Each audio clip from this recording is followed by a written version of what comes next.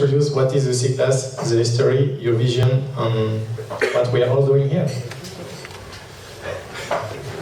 Thank you, Jeremy. I will try not to be to speak fast or to be clever or witty. That's I've been told that doesn't work. In the previous film, I feel kind of like I have to say something in reference to that, because we are sailing is or yachting is a luxury activity engaged by privileged people most of the time, and to some way reference back to our seafaring traditions and of our various nations and our various oceans. But there's never a time when you can clearly say that the ability to sail or the ability to travel around the ocean, version of airfoil technology that we've developed in the C-Class and in other places, may be part of the technology that makes that possible.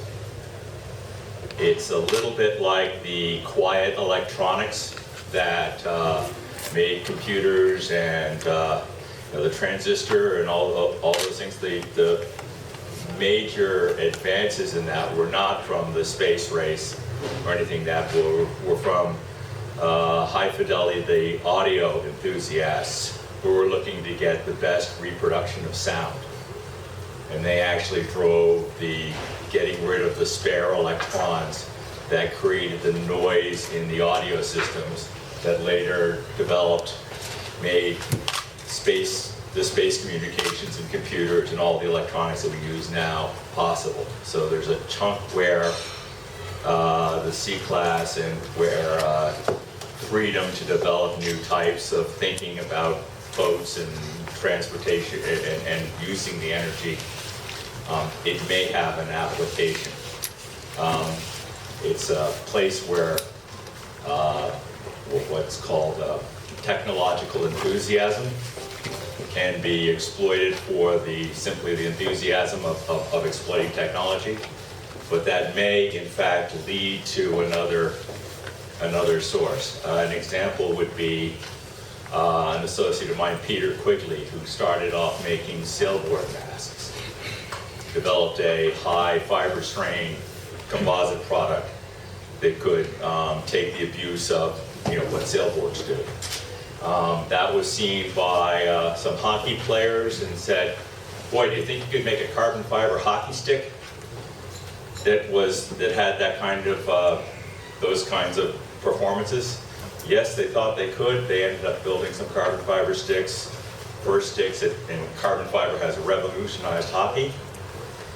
And some people in the oil industry were watching the hockey games and said, boy, that's pretty interesting. I wonder if high fiber strain products could be used someplace else.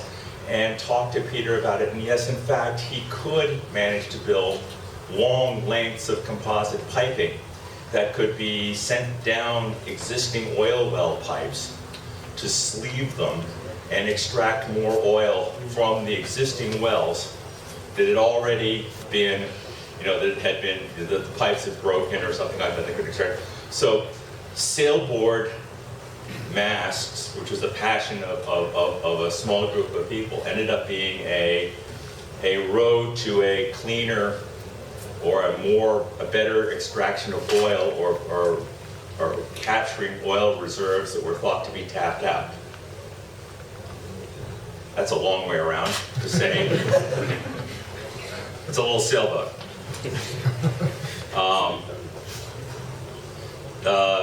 What we see in the world of sailing today would not really be possible without the C-Class and the people that have preceded us here today. The class has 7 rules. Very open design. It has to be 7.62 meters long, 4.26 meters wide, have 27.8 square meters of sail.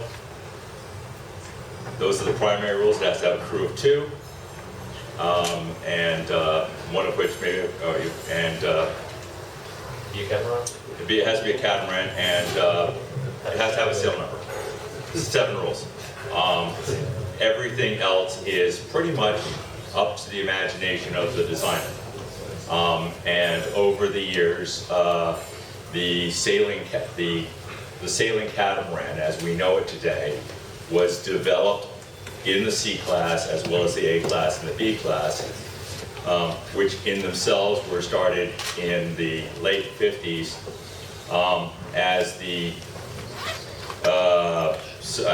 as I view it, the servicemen came back from the war in the Pacific, had seen outrigger canoes and said these things are pretty bloody terrific, but they're also pretty crude. What happens if we take our aircraft technology and our ability to fabricate things as we understand it in the West, and apply those skills to this type of watercraft? What's the result? The first ones were, came along and came and went and everything else, and there are examples of them on the wall out there, but gradually they became more and more remarkable, became more and more capable, and along the way, the sport of multi-hull sailing became greater and stronger. A bunch of landmarks were made, a bunch of things were missed. But one could say that if one looks at the premier sport in our event in our sports, the America's Cup, there is no way that the vessels that they're sailing today would exist, would be used in that competition without the C-class catamaran. And at this point, I must recognize, and to my left, Duncan McLean, who preceded me down this road and was on the front lines of developing a solid wing. Much of what we see today in the parking lot are direct descendants of Duncan's wing designs. The control system that makes the wing go from starboard to port was designed and developed by Duncan. I mean, it's the core bit of magic that makes these things work.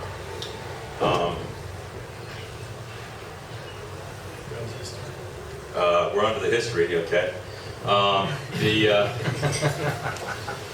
The premier event in the C-class was a challenge event patterned after the America's Cup.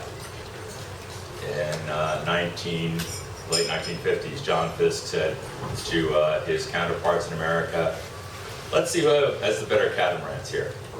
We had been there had been some saber rattling in the Americas, and we had developed some very good boats.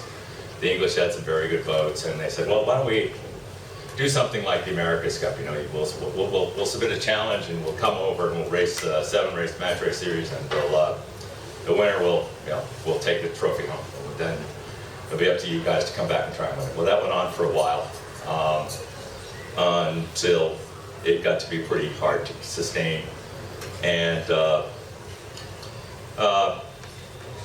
no one really was very interested. My team went to Australia in 1996 and won it.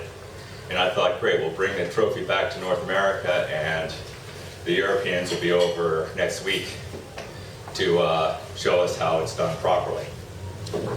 Well, they took a strategy that I did not anticipate, which was to wait 10 years till Duncan got to be too old to sail. And then they came like flies. We went from having one challenge in 5-6 years to one every 2 weeks, and the present regatta is an example of that success. So thank you, Duncan, for aging out.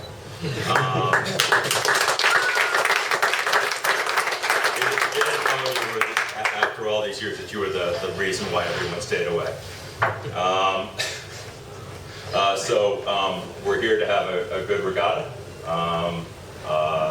I want to thank Jeremy and Denny for their hard work, and for the Idros Foundation and Tom Bartolier for underwriting the cost of this event.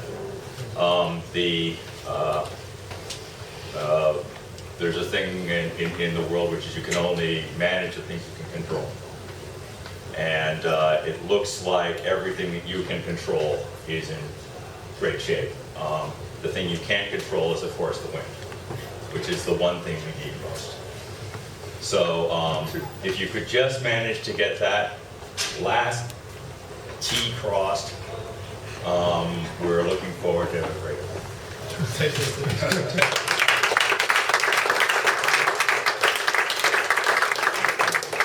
Thanks a lot, Steve. And now, sorry, we switch another time in French. And Denis.